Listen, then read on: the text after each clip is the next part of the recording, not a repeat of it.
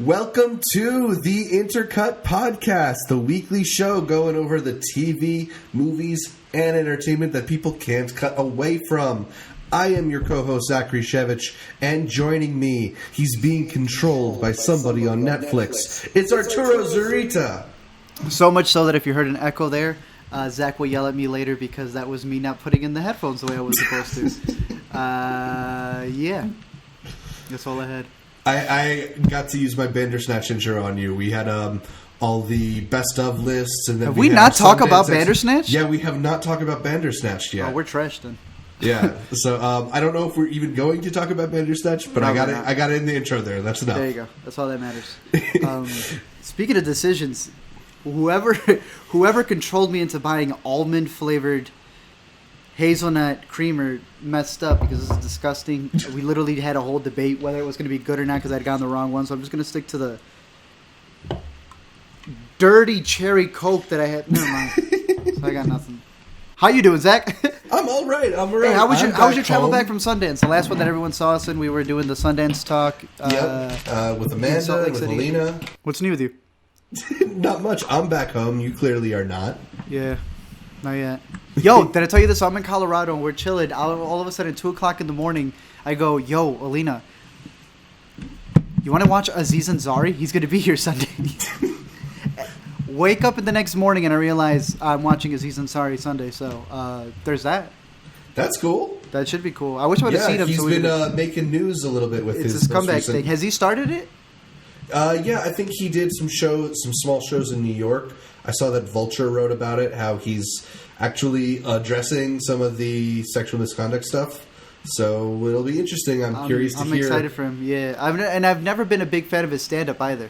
I've liked his narrative stuff. I want to say a little bit more. He's like, to me, Aziz, and we've talked about this. To me, Aziz is like the annoying guy in the show where you don't want him to be in the show. Yeah, but he's also what's making the show. He has a lot of energy in most of the things that too much energy has been in, and yeah, that can translate to too much energy. I happen to like him a lot in stuff like Parks and Rec, and I think some of his stand-up's really good, but definitely Master of None is some of the best stuff that he has done.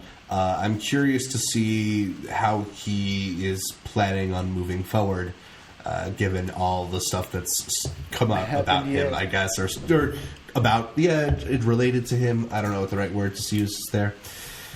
Probably best transition. In a little bit, we'll talk about the Oscars, maybe about some True Detective and more. But first, make sure you're subscribed to the Intercut Podcast, either the video podcast on youtube.com/intercutpod or the audio podcast available on most podcatchers. Also follow Intercut across social media, whether it's Facebook, it's Twitter, it's Instagram. We're at Intercut Pod. That's at Intercut POD. That's short for podcast. Art. Let's start the show the way we start it every week with what we're watching. What you been watching, buddy? I'll tell you what I've been watching. So you tell the listeners, the interviewers, intercuties, intercutters, which, however, whatever your age range is, whatever mood you're in at the time, I cleaned it. You always tell them to go and do 5 stars on iTunes, and I'm very grateful for everyone who does. Have you read our comments? They're all about me.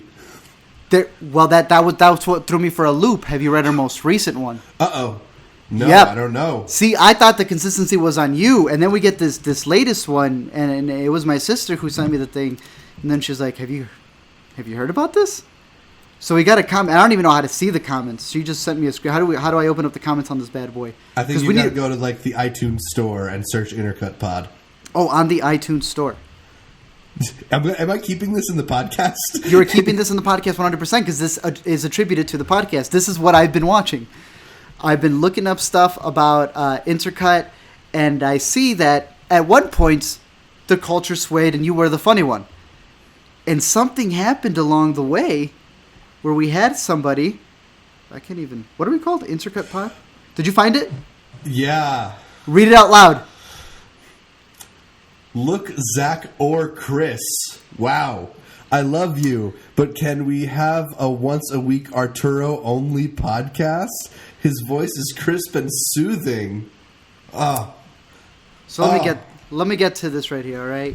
Let me answer this one, Zach. Let me answer this one. Listen here, boy. This Intercut podcast is a two-way thing. It's my boy, Zach. It's me. If you want me just by myself, there's enough of that buffoonery elsewhere. I talk for a long time on my monthly recast, but when it comes to this thing, without Zach, it's nothing. It's just period. I feel like people don't know how much work you put into it, so I wanted that comment to be the one to signify that there is no intercut unless it's to both of us. Thank you. So there you go. Because he is, in fact, the funny one. I'm trying to figure out who Chris is. Is that Chase? I think it took me a while. I sat there. I said, "This is either the most insulting comment." I almost had to give him credit. You know what I mean? Like, you know when someone just insults you good, you're like, "Damn, that's pretty good." I had one good insult once. It was someone who said, "Listen here, man. You're getting too many views to have a crappy ass haircut like that." I said, "Woo!" That one got me. Since then, I don't go to Great Clips. So I read this one. I was like, "Who the hell is Chris?" I guess just Chase. Yeah, but maybe. I just wanted it to be known because I figured you were gonna. 7000. I just upgraded to the Yeti. Now Arturo and I are. So now we can have that crisp, clear voice. No, I'll have you know, I have a crisp voice myself sometimes when I try. You got to hop on the Nespresso game. That's what does it. It clears the palate down a bit. No, I just wanted to mention that one because I think I'm grateful for having the podcast, but it's mainly, like, literally what makes it is the conversation between the two of us. And I figured you were going to read that comment eventually, and I figured, you know what? Live. Yeah, what's our boy's name? Or girl, I'm not sure. Dabatron 7000? Dabatron 7000. Figured you'd wanted an even bigger shout-out. Could have responded in text, but I figured, you know what? Here you go. Let you know personally. Intercutting nothing with Zach. Thank you. So you can't spell intercut without Zach. You can't. That is literally. Besides that, yeah, nothing else. We saw 50-something movies. Got to take a break. No Alita Battle Angel for you? I mean, I saw it. You know what I mean? Okay. You ever go to a restaurant and you're still hungry at the end of it? Yeah. I think that's a good enough review for that was Alita Battle Angel. Yeah. What have you seen? I've been seeing quite a bit. You know, I'm still on that watching movie game. I got High Flying Bird. Now let's talk about it. I was a little bit in and out towards the end of it, but yeah. Is it good? I think this one's really good. I think this is a low-key one of the better Soderbergh movies of recent years. He does this thing where he kind of turns a lot of different things into heist movies, and by the end of this one, it feels a little like a heist movie too, but it's got that whole social, cultural thing going on with the idea of this basketball lockout where the players aren't getting paid and the agents aren't getting paid, and Andre Holland is working behind the scenes pulling all these strings. I think by the end it really works. I don't know if it's always working on a scene-to-scene basis, but so the movie is so full of like crisp dialogue and good performances. A little too crisp. It may be. It's written by Terrell McQuarrie, the guy who did the Moonlight script, and he's a playwright. He comes from writing plays. It feels like a play. I feel like this may have been a play at one point. I wouldn't be surprised if it was. It feels very much like it.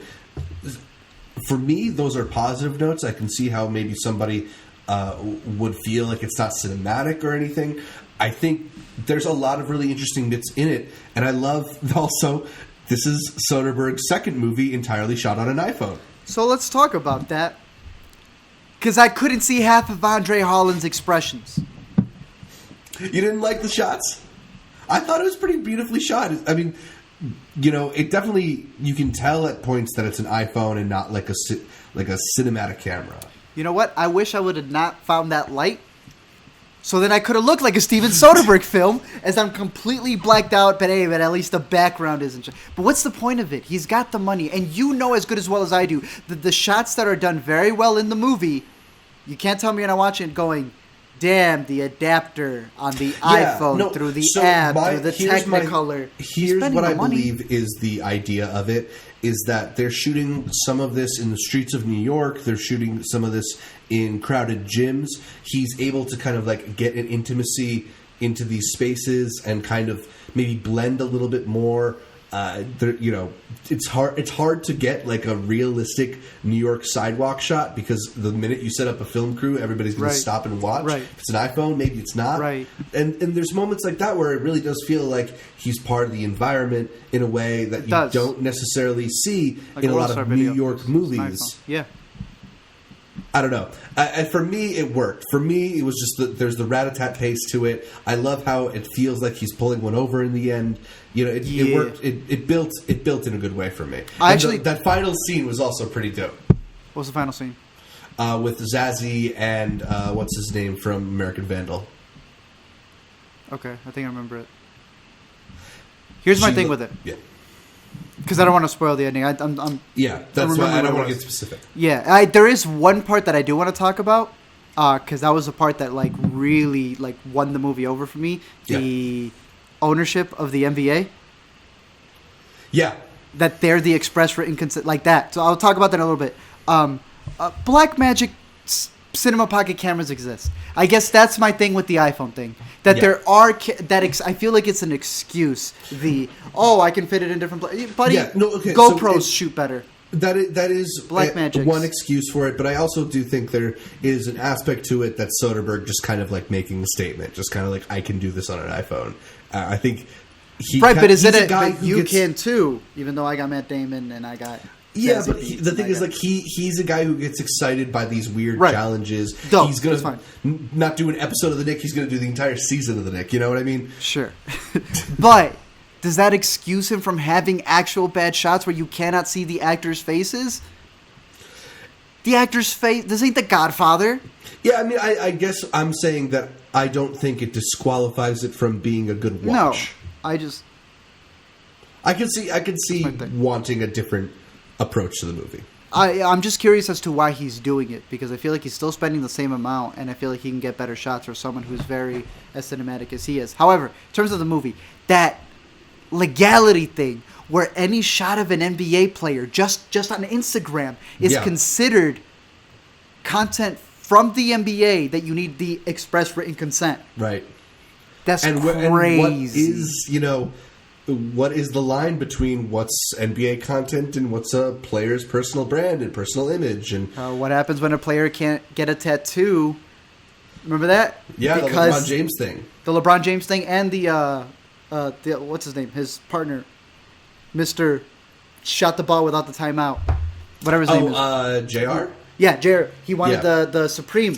Yeah. I think it was on his knee or whatever, and it was going to be visible, and they told him no. And he's like, it's my body, he says, and you're on our salary. Yeah. It's crazy. That's the thing with the way that media is working in a modern era. There's these different elements coming to a head in a very interesting way, and the NBA in real life is one of those. A lot of people have wondered why the players don't necessarily take more control. If you were paying attention during the last NBA lockout, I want to say 2010, a lot of people were saying, why doesn't LeBron James and Carmelo Anthony just like get a game together at Madison Square Garden, sell the tickets, and keep the money? Yeah, they can't. In this era, some things like that could potentially be possible, and I think the Soderbergh movie, the Cheryl McQuarrie script, does a really good job of existing in our current entertainment era. There's a Netflix subplot, and it doesn't feel like Netflix telling them to put a subplot in about Netflix. Yeah, it's just becomes so integrated into it. Yeah, I mean, I guess it's just when you think about like all the shows that everyone has with them. When LeBron has his thing with HBO, does the NBA get a cut of it? Even scarier than that, we talk about the Congress and replicas, all this other crazy stuff. Do they not already have all the information when they put them in all these motion capture stuff? When they get all their mannerisms and their phrases and everything for the NBA games, they literally have a digital copy of these people. Yeah, it's some like the Congress shit. Yes, and they get tested weekly, so they have all their DNA. Bro, I'm just saying. Yeah.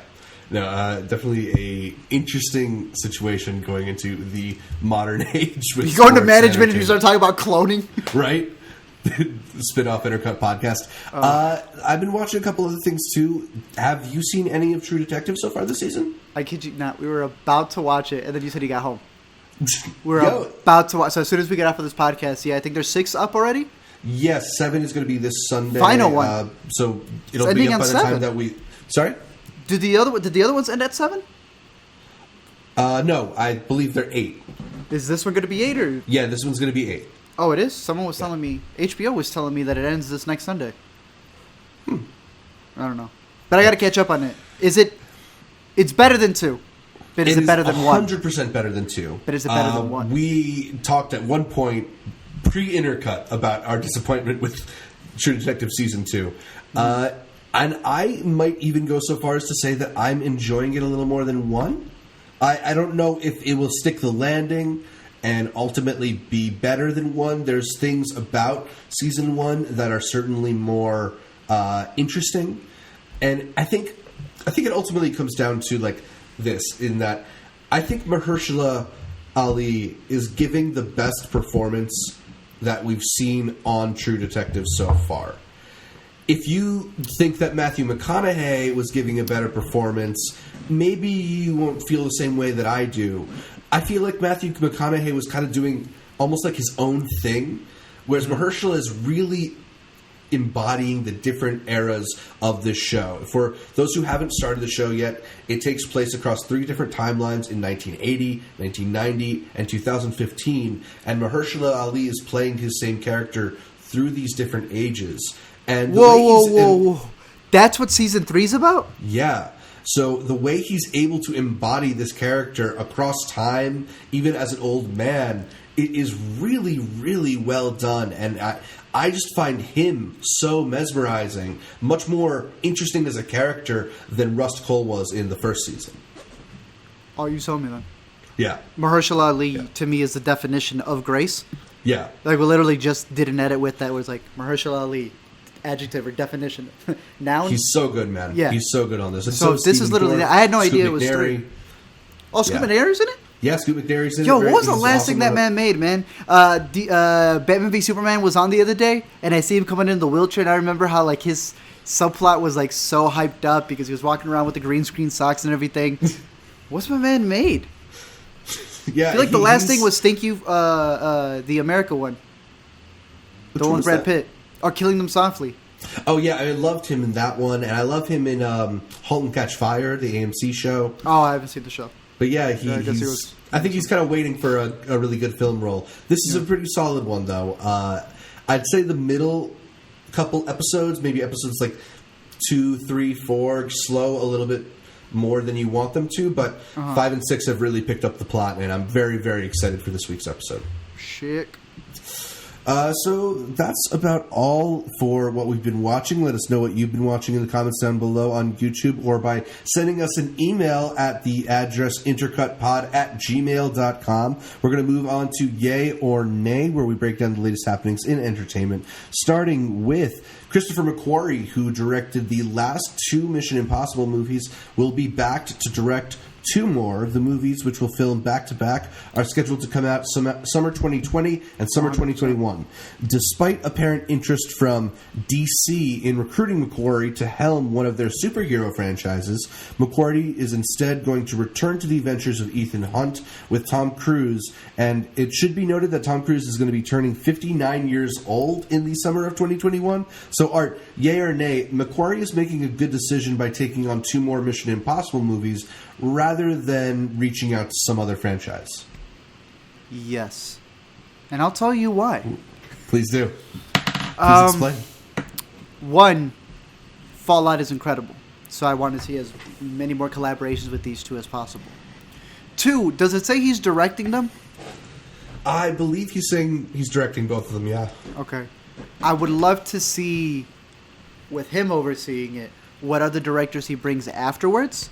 Mm-hmm. I believe something that Star Wars should have done, where it should have been a JJ trilogy. It seemed like they were doing it in reverse. It was supposed to be like a riot. They all did their individual ones, and then they were going to get trilogies afterwards. But right. No one's getting a trilogy. If this man is getting his, I think that's where his story arc works the best. I am of the belief that a certain character at the end of Fallout, which you've seen, right? Mm-hmm. Has the perfect villain look for a future movie, and you know it. Yeah, but then we're getting way more into sci-fi than... This is me, and I'm in there, and I'm all for it, 100%. Here's my other theory. I 100% believe they are doing the natural progression to transfer over a 59-year-old man's role into somebody else who has come in and has shown her own in the franchise, and maybe someone who can carry it on. Yeah, so there is the potential that this will eventually be Rebecca Ferguson's franchise. Actually, 100%. Something that's come out recently is that the plan was to hand the franchise over to Jeremy Renner at the end of Ghost Protocol, but that changed when they brought in Christopher McQuarrie for rewrites. So, and on top of that, your boy thought he was going to get it with Bourne, and that didn't work out. Yeah, exactly. So, I mean, there's definitely some potential for this to be kind of like 2 swan song movies. I like the idea that they are giving him not 1 but 2 movies to develop something over. I mean, he's been a great match for this franchise. He's really invigorated it. I think the last couple of movies have been great. So, if this is the kind of stuff that McQuarrie wants to do, he's kind of well known for being a rewriter in Hollywood. He's doing a good job of it, and it's entertaining, so I'm not really going to complain. No, he's dope. As the writer's room prepares the story for Season 2 of Homecoming, news broke that Julia Roberts' time on Homecoming has come to an end. Roberts only signed a 1-year deal for the show, despite the fact that Amazon picked up Homecoming for 2 seasons. Apparently, this was taken into consideration when writing her character's Season 1 arc, but Art, yay or nay, you're disappointed that Julia Roberts won't be back for Season 2 of Homecoming. She's not coming back at all? That seems to be the story now. She signed a 1-year deal. They said that Bobby Cannavale is back. They said that Stephen James and Hong Chow are back, but... She's coming back. She's coming back. You're not believing it? No, I just think she signed the 1-year deal and then she's going to come back. Just going to sign another one. That's it. I think it's because it's Julia Roberts. She don't get the 2-year deal. She gets the 1-year deal, and then she'll come back.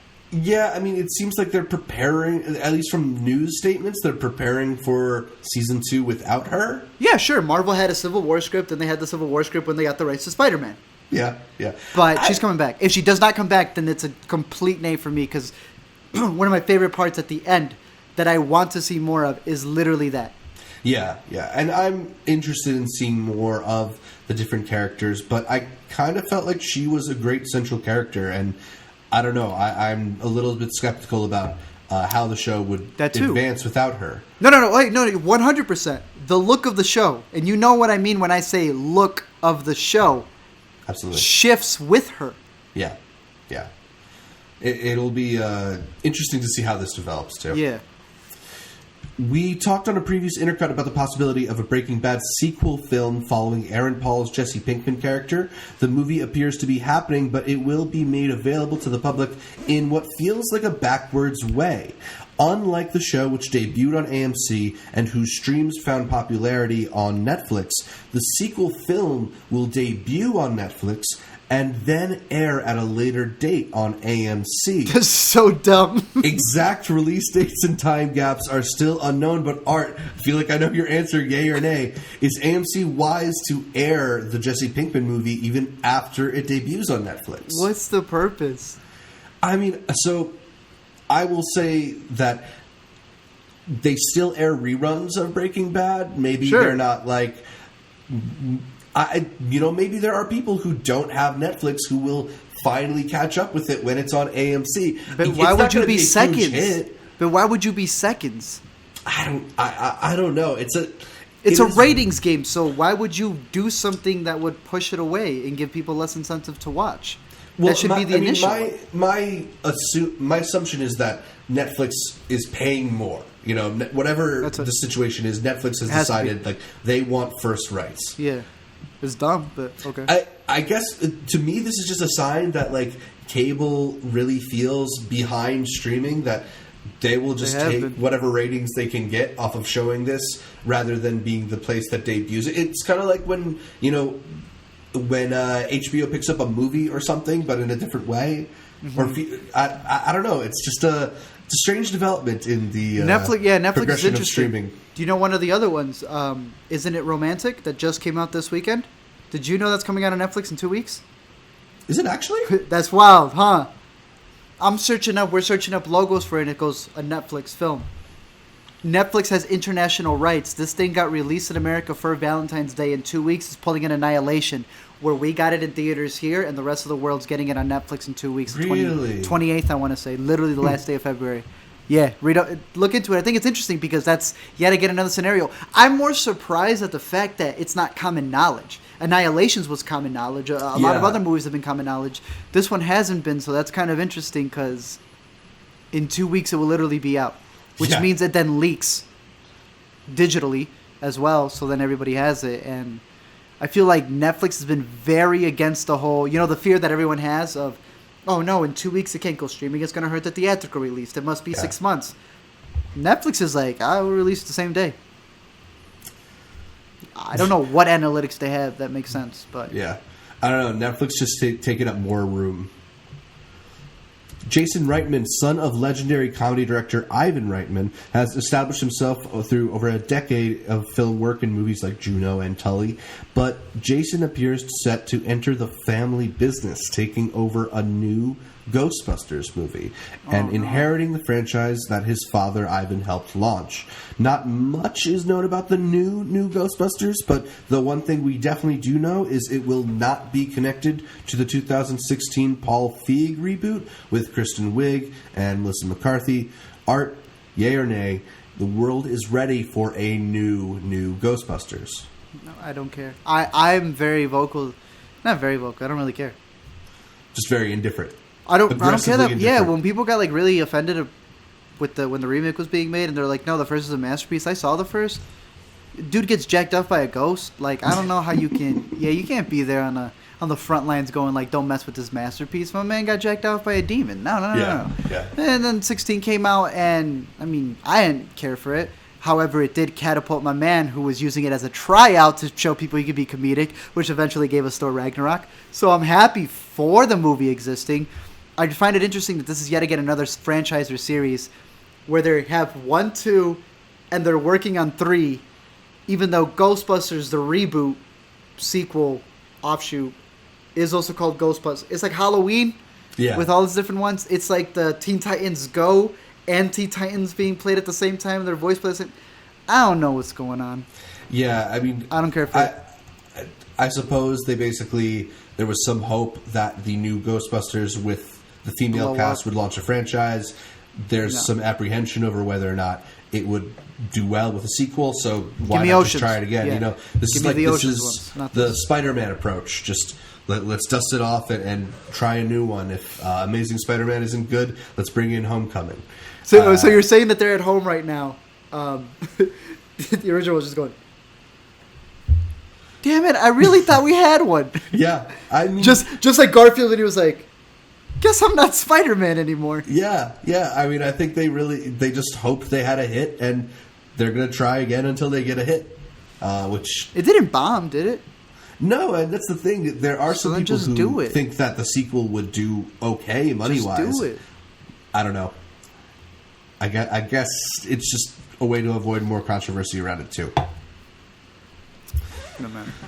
Anyway, that's all for Yay or Nay. We're going to move on to the interview, where we answer questions sent in by you, the viewer. So, InterCuties, let us know if you have any other questions in the comments below or by reaching out to us at IntercutPod.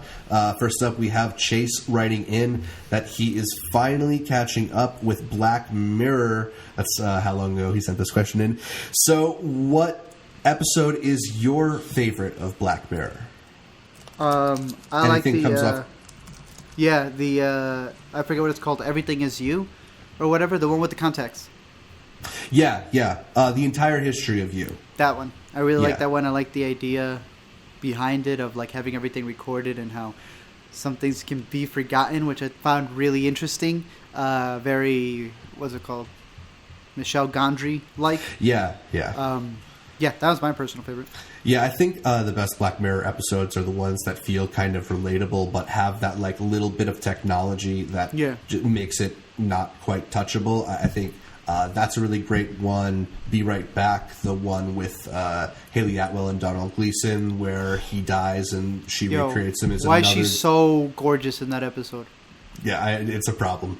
I think, though, my favorite episode is the one that introduced me to Daniel Kaluuya. It's 15 Million Merits. Yeah.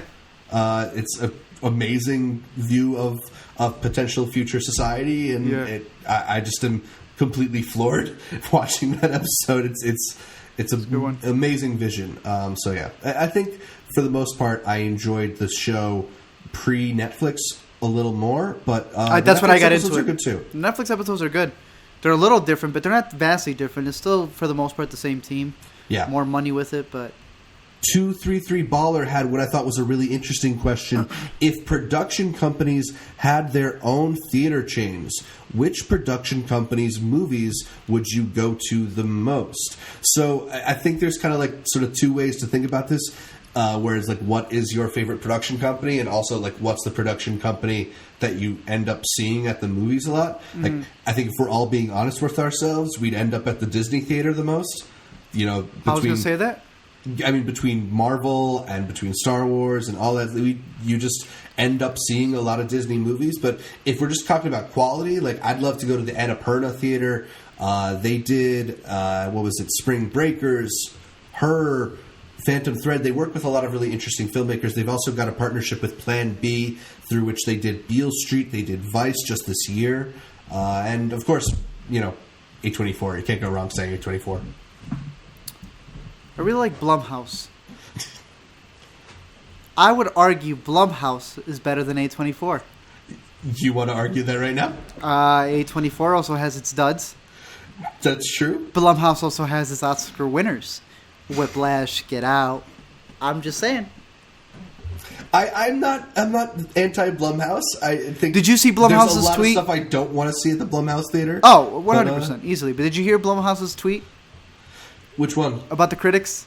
Yeah. That he reads reviews and first of all, watch my man talk. I'm not even questioning it. It makes sense. He would talk in all caps on Twitter. Yeah. He yells at, like, even responds. He's like, I'm so glad that you pay attention to the audience. Of course I pay attention to the audience.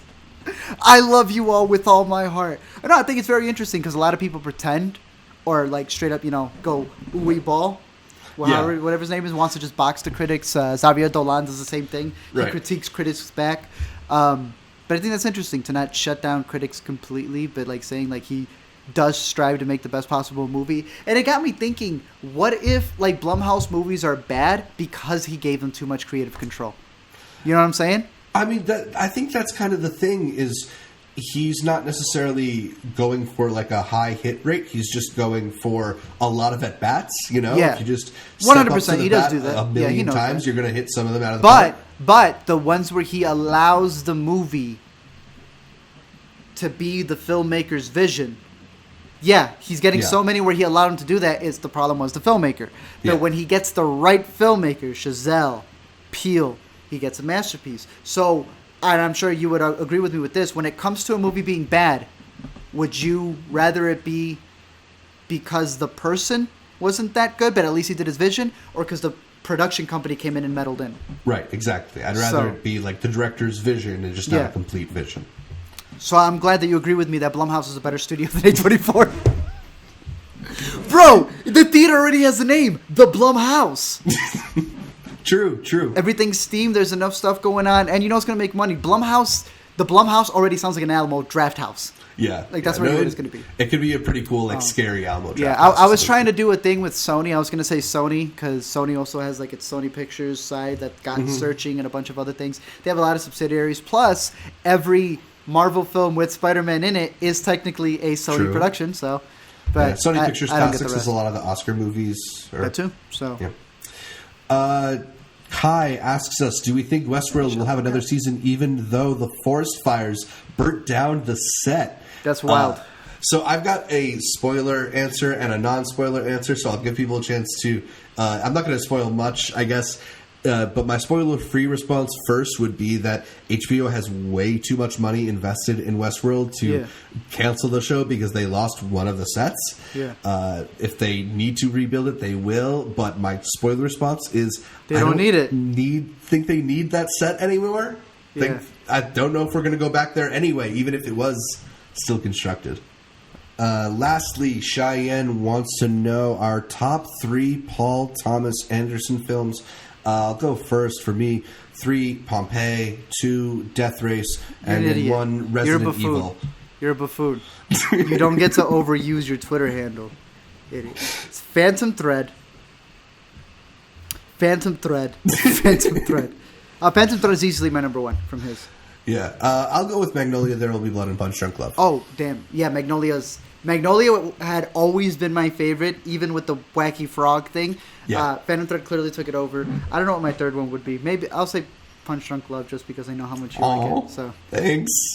Make sure to leave us a question in the YouTube comments or by emailing us at intercutpod@gmail.com to get featured on the next show. You can also reach out to us on Twitter, on Facebook, on Instagram. Our handle is at intercutpod on all 3. That's at intercutpod. That's short for podcast.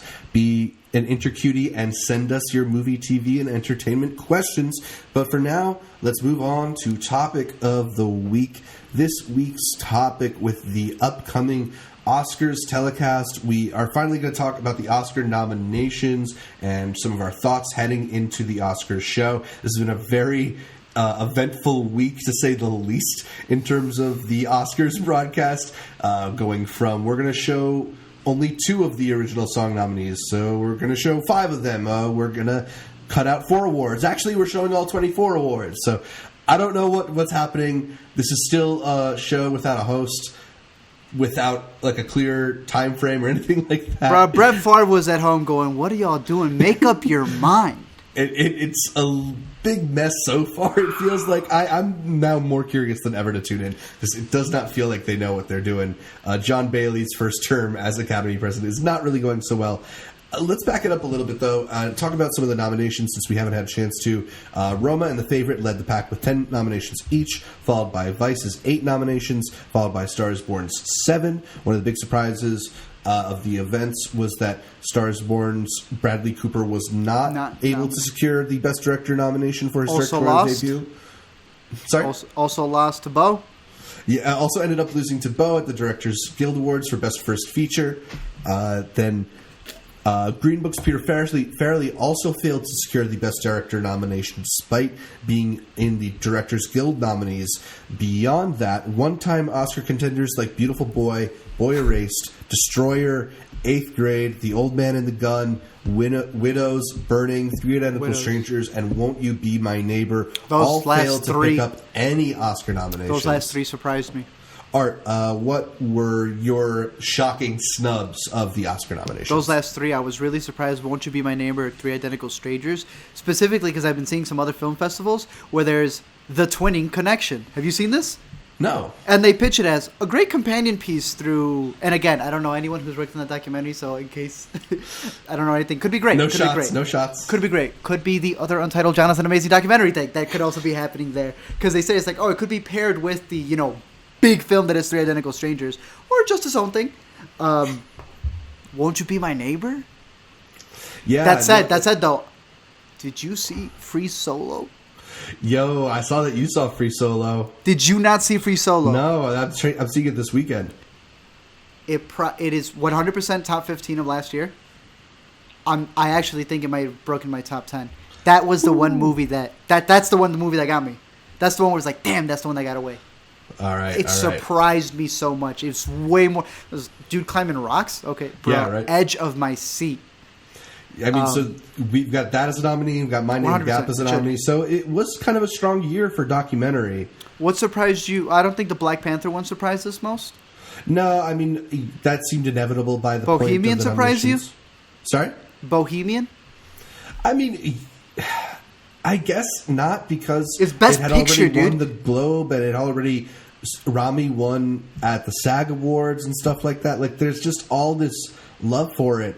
If you asked me this 2 months ago, I would. If you told me this was happening 2 months ago, I would have been. Yeah, you would have been completely surprised. But now it seems like this inevitability, and I'm just crossing my fingers that it's not going to make it all the way to winning Best Picture at this point. That'd be crazy. Yeah, it actually seems feasible. So where are you leaning towards where it's going to go? I think this one is way more up for grabs than I thought. The only thing I'm putting my money on is Spider-Verse. And even then I'm scared that Pixar is going to pull some buffoonery and Incredibles 2 gets it. But I feel like that's the only secure pick. I feel like there's some secure picks in the acting What? nominees. I don't. I don't know how securely I feel about Mahershala winning Best Supporting Actor Okay, let's go. and Glenn Close winning Best Actress. I don't want to feel secure about Glenn Close winning Best Actress because I finally That's saw crazy. The Wife and it ain't much. But Yo, hey, thank you. Because no one has seen it. yeah, I caught it. No one has seen it. It's a good story. yeah. Fernando and I saw it on our flights home. I think that's the only way you can see Yeah. the Wife if you take a plane. Is you have to take a plane. It's not available on streaming or VOD, Yeah. nothing. Exclusive deal with United. I think it's an interesting story. Did you? Yeah, no, it's an interesting story. I didn't think the movie was bad. I thought the movie was fine, and I thought she was good. But we've I seen don't- Big Eyes. Yeah, right, exactly. We've seen a lot of other stories like this, and frankly, like I've seen better Glenn Close performances. That's what I'm than saying. this I'm one. most surprised at the performances where people are like, "Oh snap!" I was like, "Isn't her whole performance that her character just takes it?" Yeah, Subtle performance. I'm not saying that there's not nuances in there, but that is the performance. It's that she just takes it on the chin and then blows up at the end, Yeah. which isn't. Yeah, Campaigns, though. That campaign was strong. We And didn't that's go to the the thing. wife dinner party because that dinner party must have been fantastic. So that's the thing going into the Oscars is that apparently Rami Malek is doing the most campaigning. 100%. And as much as it seems impossible for me to believe that he is going to win Best Actor over Bradley Cooper and Christian Bale, nonetheless. Christian Bale, that's just the one where I was like, I don't see how he's better than Christian Bale. I don't see Yeah. how he's better than Christian Bale. I don't see how he's better than Bradley either. I don't get how First Reform's not in there. Yeah, Ethan Hawke also should have been. It's Tony Collette.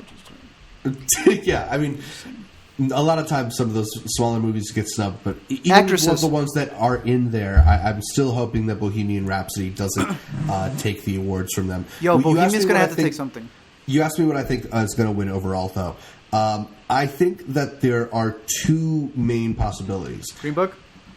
No, I think Green Book's done at this point. Oh, you think so? I think not getting the director is a sign that it's not necessarily sticking with people, that maybe some people have heard this whole, like, the family doesn't like Green Book thing, and they're not necessarily going with it.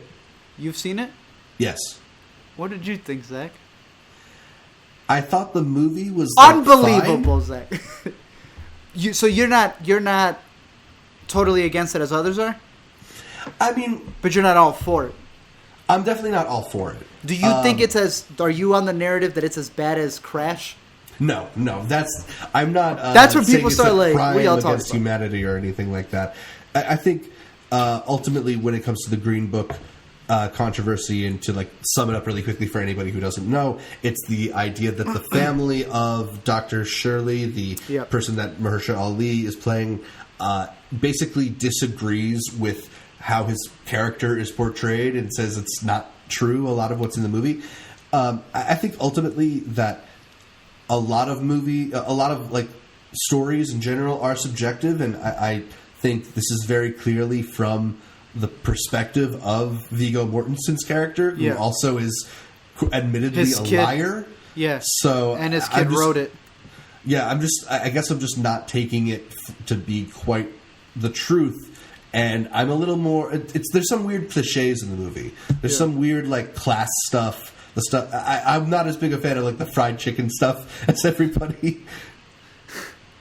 I just think Viggo is a complete and utter buffoon in the movie. Yeah. And we all know someone like that. Yeah. But Anyway, I think at this point, either it's Roma because that's been the critical darling the whole way through, Has and to that's be. like that's the prestige pick, It has to or this is Argo 2.0, and Bradley Cooper not getting the director nomination the way that Ben Affleck not A Star getting is the director Born nomination. getting win for best I think it picture could. after I think it already could. being a best picture. I mean, it's a new one. It's a different one. People love Bradley Cooper. He's been nominated for several Oscars. Apparently Oscars they're not this weekend, right? No, next week. Next week, okay. It'll be this weekend by the time this video's up. But Yeah. So put your pick in. I mean, I'm going Roma. If you want me to finalize a pick, that's the one that's going on my Oscar ballot. I want Roma. I'm playing it safe, but you look at the recent history of the Academy, and they do have a lot of love for the three amigos. Yes. Given at this point, they're going to give 6 of the last 9 Best Director wins to either Iñárritu, Cuarón, or Del Toro, or something like that. Any of my 5 uncles. last. Yeah. This goes to them. So yeah, I kind of feel like it's Cuarón's to lose at this point. I don't know. How about you? I think Roma would be the best one to win. I wouldn't be surprised if we get hit with some Bohemian Green Book. Yeah. I never know. I feel like it's going to be a lot more random than we think it is. That's the thing. Is especially with the preferential ballot potentially coming into play, I feel like it could be a very surprising Best Picture winner. We'll see. Ultimately, did you hear the controversy about one of the live action shorts? Which one is this, girl? No. One of the live action. I know which one you're talking about. About the kid who got abused. Yeah, and they decided to remake the story. I want to say it's a narrative based off of this true story of a kid who got practically mutilated. Correct me if I'm wrong. And they pretty much remade the short live action film and remade the scene, mimicked the scene of the actual abuse that happened, and that's what the story's about. They submit it, it gets the Oscar nomination, and the mom has to come out and go, "Yo, are you kidding me?" Yeah, the parents of the child who I want to say was murdered, not just abused, but murdered. The parents of the child never approved the film being made, and I mean that's not necessarily the case with every story about a true or real person ever, but when you're doing it so focused on the grisly details, maybe it's worth consulting. Yeah. Well, do you know the name of the short by any chance? I'm looking it up. Because, yeah, that's one of the ones where it's is the Oscars hold a responsibility there. Because when you get pitched a film, you get told that it's a true story. There's no way you don't question that. If you bring up the stuff for Green Book or any of the other counter campaigns. Detainment is the name of the short film. And do you know what's the category that it's nominated in? I want to say it's live action short, yeah. How were those still going to get... Oh, those were the ones that weren't going to get played, right? That was the one that was going to get cut, yeah. Yeah, but can we explain how the people who shoot the actual damn movie, the people who actually... Edit the movie. Edit and put together the movie. What was the fourth one? Makeup and hairstyling. Still just as important. How did live action documentary shorts stay on the list? Right. No offense to the people who make that one. Ones. How does that get picked over cinematography? Yeah, the decision to eliminate the presentation of the 4 awards just seemed so short-sighted. Cutting water from your diet? It makes no sense. What is the reason that people tune into the Oscars anyway? It's to watch the speeches. It's to watch people getting the awards. Mm-hmm. Why are you cutting out 4 of the 24? It just doesn't make any sense. Especially, cinematography particularly being so vital to film. I know that every role is an important role, but literally no camera, no movie. Cinematography, it's vital. You can literally have films without sound. Guillermo had said that. Yeah, camera. You can't have it without a camera. Yeah. You even still have one in terms of animation as well when you're dealing with CGI and different masks and stuff like that. So, who sat there and said... So here's the thing. The president of the Academy, John Bailey, is a cinematographer. A lot of people think that he was basically trying to sort of put himself show that he's not being biased by nominating his category. And it's the dumbest thing I've ever heard. Supposedly, the idea was it would be rotating. So every year, it would be a different 4 categories. Of course, I'm sure those 4 would never include, the actors or something like that. That's what I'm saying. Yeah. And then there's another... Did you hear about the Disney aspect of this? No. A lot of people thought it was pretty suspicious that Disney... Black Panther wasn't nominated for those 4? Disney, which is nominated in just about every category of the Oscars, is not nominated in those 4 categories. Yeah. I definitely think that comes into play. But it doesn't Disney, of course, being the company that owns ABC, who is broadcasting the Oscars. Oh, I mean, that's no tinfoil there, then. Yeah, yeah. I'm just saying. Yeah, someone had said that. Someone had mentioned specifically Black Panther. I guess. Yeah, I mean... I think, like, it's partly the case, but it also still doesn't make sense even if that was the reason for it. You know what I mean? Yeah. I mean, they've since come back on reversing the decision after a lot of outcry from different filmmakers. Your uncle played a role in that. So, thankfully, we'll be able to see all 24 awards when tuning into the Oscars, despite there not being a host. Yep. What are you expecting? Are you expecting it to be a painful show? Or are you expecting it to be a brisk show? Given that it's going to be a traditional one. After all the yes and no, it's still set up to be a decent show. No host. We want to laugh at it, but sure, let's go. Please don't drag it out with the presenters. You're still showing all of the awards. There is no popular stuff. We're surprised by some of the votes, but there's still people in there that we are rooting for. It could still it has everything to still be the best Oscars. That's what people keep forgetting. Everyone compares the journey and all the hell that no, there's the hell that comes to making movies, but it's all about the final product. The final product can still be incredible. Yeah, and I think a lot of people have been making a big deal about the idea of there being no host without remembering the idea that it's not going to be no writers, and the writers are the ones who really end up coming with material anyway. And the stage managers and everyone who's directing the actual... So, they don't need to get a host. They're already bringing... They always have great presenters. You can have the Tiffany Haddish, Maya Rudolph moment be a moment again. Mm-hmm. And they don't have to be the hosts. So I think it can still be a good show. I'm hoping, now that we're getting all the song performances, apparently, that it'll just be a fun awards night, ultimately, and that it won't be dragged down by some weird nominees and I can't wait for weird this. love for Bohemian Rhapsody. Yeah, I can't wait for this tweet, We're doing popular. Okay, you guys don't like it? We're not. We're taking away these categories. You guys don't like it? No, we're not. Okay, we gave it this best picture, but you guys didn't like it? Okay, now we're not. If they start backtracking the awards they even gave out, that's the one thing that I'm feeling we're gonna get. It happened at the Grammys. I think it's gonna happen here. We're gonna see a couple ties. Oh, you think? And I wouldn't be surprised if it happens for Best Picture. Interesting. I mean, it's such an indecisive year. I don't know how the Grammy voting works. I think it would be difficult given the way that Oscars voting works. There's been some ties, but it's happened. Yeah, it's happened. So. Some have even said that with the Grammys, they didn't think it was mathematically possible either. They just did it to do it.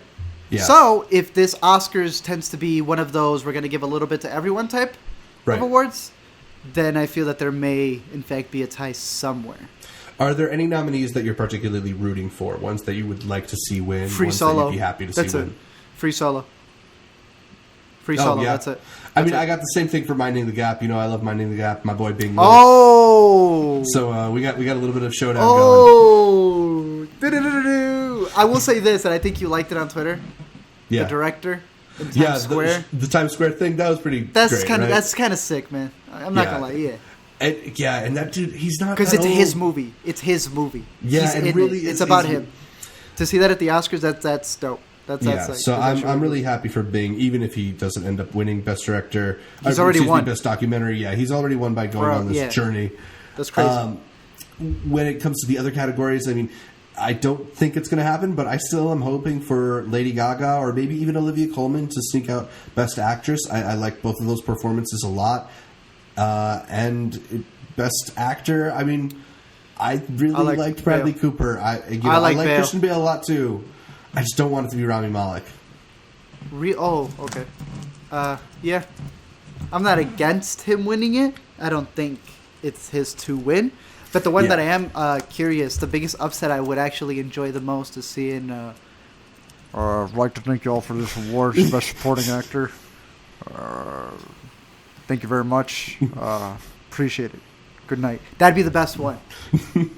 If he goes up there and he wins it, and he beats who else? Who's in line it's for Best Supporting? It's Mahershala that a lot of people think is going to win that one, but I think everybody would be happy for a Sam Elliott win. Who else is nominated for it? It's what's his name from Can You Ever Forgive Me Too, right? Richard E. Grant. Yeah. I like him too, but if Elliott wins, then to me that'd be like the best upset if there was one. I don't expect BlacKkKlansman to win in picture, and I feel like there's a small chance that Spike Lee can win director as kind of like a career award. No. But as like a better not. It would be Martin Scorsese winning for The Departed. You know, it would be that. Who did he beat out? Who did he beat out for The Departed? I don't remember, to be honest, but I think that was the same year as like Little Miss Sunshine or something. Okay. But one way he could definitely win is in Best Adapted Screenplay, up against Can You Ever Forgive Me and A Star Is Born and Beale Street. I think BlacKkKlansman has a real shot in adapted screenplay. Is Born. It's A Star Is Born. Did you not read that? No, did you not read that, Sean Penn? You see John Penn's a journalist now? Yeah. Sean Penn coming to bat for A Star Is Born. I read the whole thing, and then I went, so where's his interview? It took me a while to realize he wrote the article. He wrote the damn thing. I was ready for the journalist to tell me what Sean Penn said. He wrote the article. Yeah. Pretty much just, it was, and one of his big things was the script. He said he came in and he did magic with the script. 99 wants to know, do you think Spider-Verse will win Best Animated Film at the Oscars? It seems like the heavy favorite for 100%. 100%. Yeah. I hope it does too.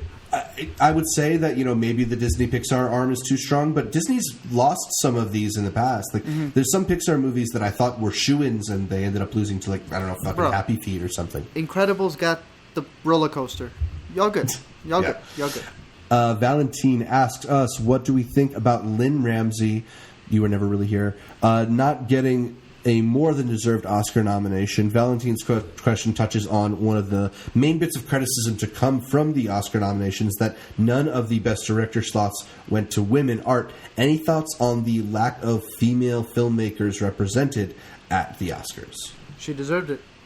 Yeah, I mean, I thought Lynn Ramsey is just as qualified as pretty much any of the Best Director nominees. 100%. I know some people were also saying Deborah Granick for Leave No Trace. I didn't see that one. I know that got more mixed reviews, but people loved You Were Never Really Here. Yeah. I'm surprised that Who's nominated for Best Director? Goron? Lee? Pavlovsky from Cold War. Lee for BlacKkKlansman. That's the other thing, is that there was the heavy foreign representation that Cold War and what Roma got into director, that Cold War, Roma, and that German film got into cinematography. What? Which one? Shoot. It's not Border, is it? No. Have you seen Border? No. Have y'all seen Border? Y'all should check out Border. Border's a really good movie. It's really jacked up. It's messed up. I recommended it. And somebody, I think they DM'd me and they told me to go screw myself because now they couldn't sleep at night. But it's a crazy film. I highly recommend it. Did that one get nominated? I have no idea. It got nominated in my heart, so that's what I know. Either way, in terms of the 5 directors, I would have definitely given it to You Were Never Really Here. And I'm very curious for next year's as you keep searching it up.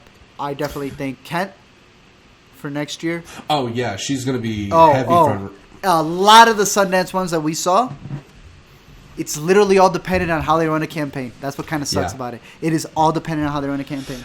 So the other director nominees that I didn't mention were Adam McKay for Vice and Yorgos Lanthimos for The Favorite.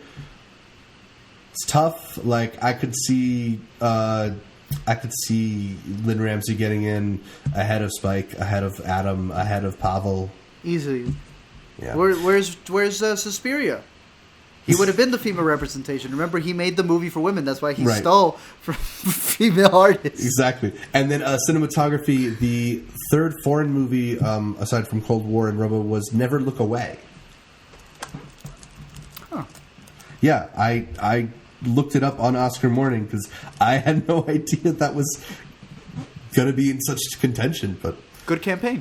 Yeah, I guess so. It's kind of cool name to like see that. Yeah. It is kind of cool to see so much foreign representation in the Oscars. I think it's a little weird sometimes the way they're segmented out. Yeah, I've said this. It's kind of weird that to us, the rest of the world gets one category. Right. Can you imagine being in France and America gets one category? Yeah. You're supposed to only pick... Yeah, that'd be weird. Anyway, that's what we are expecting from the upcoming Oscars. Let us know if there's anything you're looking forward to with the 91st Annual Academy Awards. And be sure to follow us on Twitter, where we'll be talking more about the awards as they approach. Yeah. We're going to get to our last segment, the new to see, talking about what's new in theaters, streaming, and on VOD, starting with new in theaters, February 22nd, How to Train Your Dragon, The Hidden World. Fighting with My Family, a Sundance favorite. Total Damal, Run the Race, The Turning, The Iron Orchard, and The Changeover. Are you still in on How to Train Your Dragon? It feels like it's been a little while. It feels like it's been a little while. It's one of those where it's just like, they were good, weren't they? Yeah, right? I thought that's what you get. Yeah. I'm not even asking anyone. I'm asking myself. Like, I did like these, right? Right? There's some people who are very adamant for them. This one's coming out. It's doing well, 90%. It's been out overseas for like 3 weeks already. Yeah, I mean, I wouldn't be surprised. This is one of those movies I wouldn't be surprised if it comes out and like makes $80 million, and I just have to read that headline and just be shocked. Yeah, so I mean, I don't know. It seems like one of those that seems so minor, but then it comes out and it makes a really big splash. So yeah. New to streaming on Netflix February 21st, The Drug King. Then on February 22nd, Chef's Table Volume 6, Firebrand, Paddleton, another Sundance favorite, Paris Is Us, and Workin' Moms. I saw Paddleton at Sundance. That's a choice that I made. I was at the world premiere of that. You did that. You were there. Yeah, I was there. Uh-huh. I was there. February 26th, Our Idiot Brother. Wait, you're not even going to tell the people whether you recommend it or not? Okay, so in Paddleton, it's a... I mean, you sacrificed. You made the sacrifice. You saw it early. Let the people know. Right. It's like a mumblecore movie with Mark Duplass and Ray Romano. So I think if you've seen any Duplass movie, you kind of get the vibe they're going for. The first half of it is a road trip that didn't work for me. And the second half of it actually turns into like a weird, like low-key drama about accepting death. And that part worked for me. Ray Romano's like a hell of a good actor. Who knew? Big sick. Yeah, that's true. That's what got him the part. I found out at the world premiere. Thank you for round of applause. Thank you for reporting. Really appreciate it, Chris. Thank you so much. Thank you so much. Silky smooth voice. On February 26th, Our Idiot Brother on Netflix, and on February 27th, Unsolved, Tupac and Biggie. Why? Then HBO Go on February 23rd, OG and Breaking In. Then on February 24th, The True Detective Season 3 finale. Hulu on February 18th, The Sisters Brothers. I wanted to catch up with that one. And on February 26th, Hulu gets Three Identical Strangers. So Hulu will have a couple of the best documentaries that was good. from last year. Prime Video on February 22nd, This Giant Beast That Is the Global Economy, Season 1. That's a name for a show. New to VOD on February 19th, Overlord, Robin Hood, A Star Is Born, and Green Book. You liked Overlord? Am I misremembering that? No, I like Overlord a lot. It's a good movie. I missed it. I'm curious how it translates to a smaller screen because I really like the IMAX aspect of it. Pretty fun movie. Yeah. And then, for people who still need to see some Oscar nominees, A Star Is Born and Green Book are out there. So make sure to check them out if you're interested. What is your pick for the week? My pick for the week, Russian Doll. Okay. Are we going to talk about this? Have you seen? Are you ready to talk about this? We're going to shut off the podcast and have a real conversation? Or are we going to have it on the podcast? I think we can. I think we can shut it off, or maybe do an after credits or something. Maybe, because our better conversations always happen when the cameras are off. Yeah. I highly recommend Russian Doll. Russian Doll's dope. No. I'm going to recommend other stuff, and then Russian Doll. You know what I mean? It can't be the first one. Okay. You named the best special left. I saw this movie on Netflix called Polar, and I thought it was pretty interesting. Mads Mikkelsen. Yeah, it came out with I.O., which was just Apocalypse movie number 54. Came out with another one with Noomi Rapace called Close. Okay, I didn't think much of that. I was like, wow, January is dumping ground for Netflix too. Then this one gets in there. I ignored it because I had seen 2 already. And I'm like, this seems like yet another one that's trying to be like rated R violent, whatever. I hear about it later about how it's like a comic book adaptation thing and it's super rated R. Bro, starts off, it's these assassins killing each other. Looper-esque, where they're trying to get rid of the retired ones. Mads Mikkelsen is in it, which made me go, whoa. Mads is in this? Go in there, my man. This is a hard R movie with a pretty interesting storyline. Pulpy at times, corny, cheesy, but it goes there. I think for those who are fans of church scene, spies, cutting off British guys. Jason Statham? No, comedy with the spies. Taron Egerton. Kingsman. Kingsman. I think for fans of Kingsman, this is like your cup of tea in terms of the assassin side of it, not the spy type thing. I thought that was pretty good. I can see that. What else have I seen? Have you seen the show Disjointed? No, I haven't. I want to make a point of this because I'm surprised you haven't seen it. So I was surprised because we just clicked and we're like, oh, okay, let's just watch this show. Something dumb.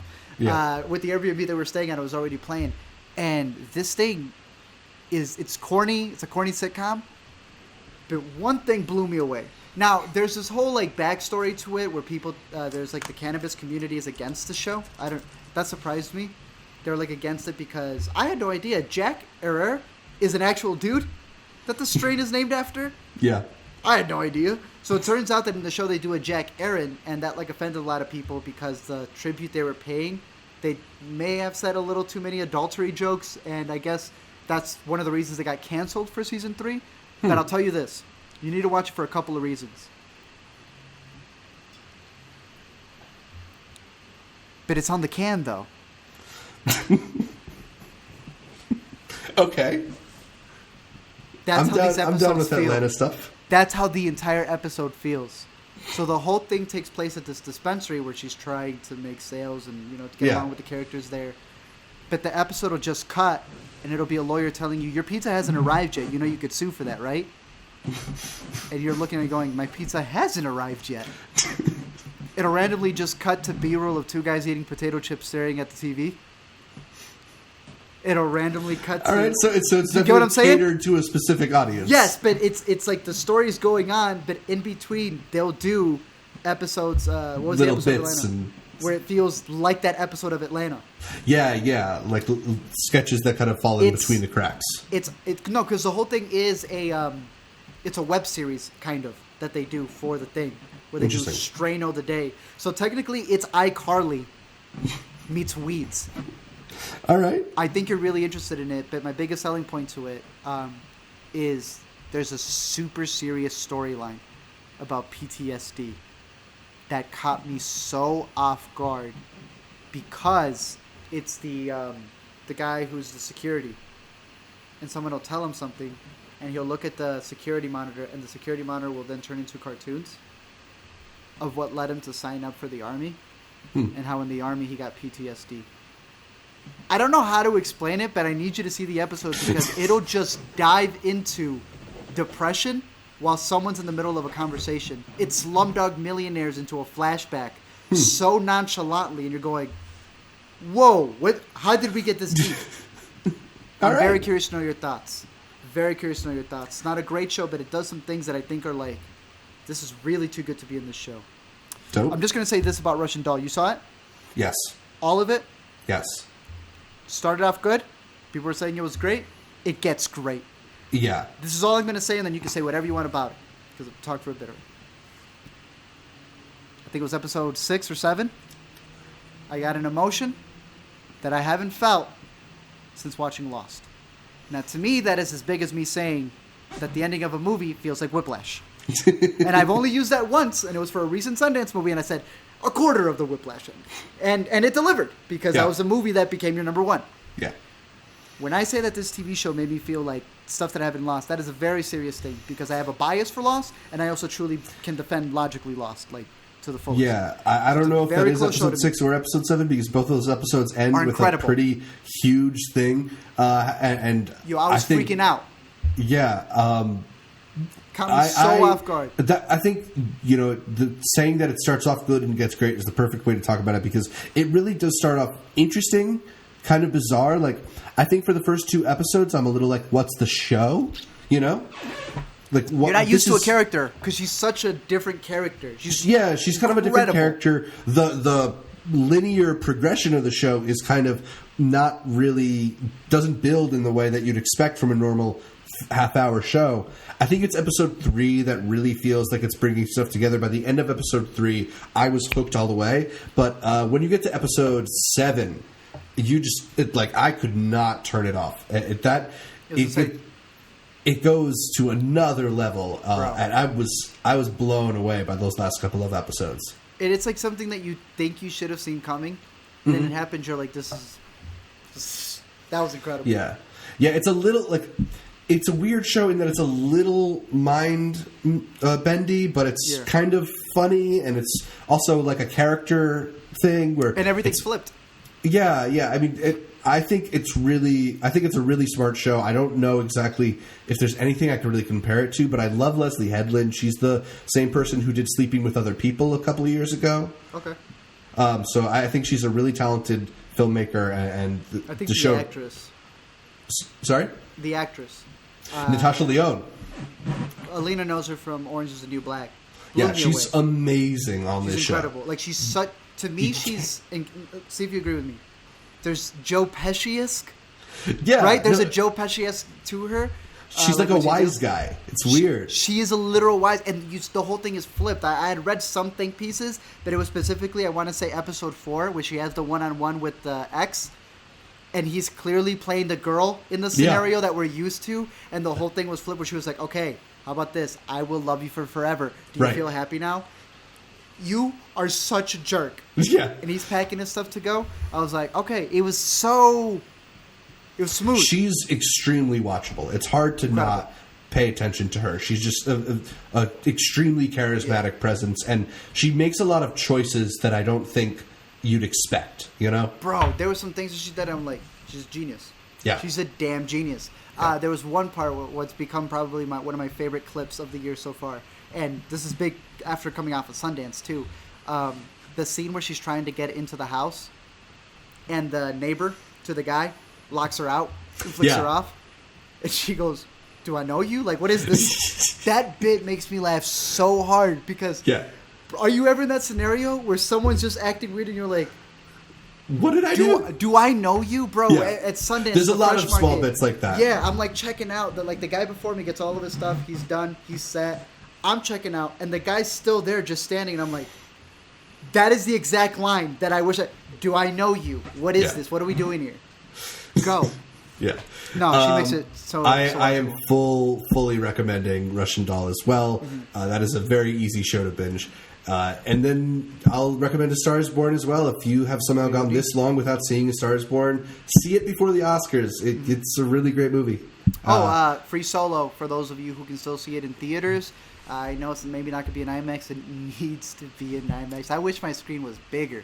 I wish I was back home at the Navy Pier one, or AMC, which Alita's probably playing over there. Yeah, I can give it a look. But, yeah. And A Star is Born, since that's going to be out. So that's all for this week's show. You can catch more from me, Zach Shevich, by following me on Twitter at ZShevich, or on Instagram and Letterboxd, also at ZShevichArt. Where can people find more from you? You can find me at the A to Z Show and Let Me Explain on different ones. I've gotten to the point where I think you can search up either and it'll come up. So like on Letterboxd, you can search up either, it'll pop up.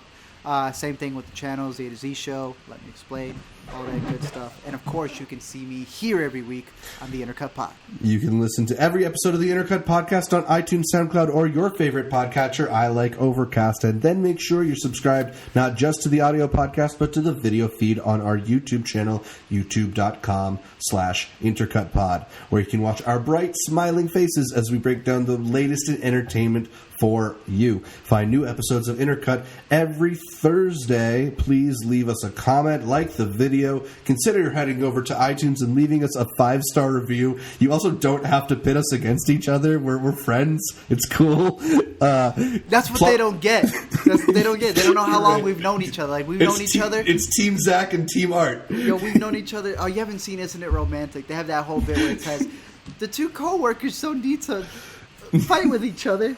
Trust me, if we were to fight, it would have been a long time ago. No, we've known each other since before the first to get to 100 level. We've known each other for a long time. Yeah. So leave us a 5-star review like Plantina, who said we're 5 stars and called us funny and sassy. Art, you're the sassy one. Like our Facebook, Instagram, and Twitter pages. All of them are at Intercut Pod. To get updates from us throughout the week, I'll be retweeting me, retweeting Art, all that stuff. Thanks again for tuning in, and until next time, if this really was a podcast, wouldn't it be more entertaining? Man, you really on that Bandersnatch.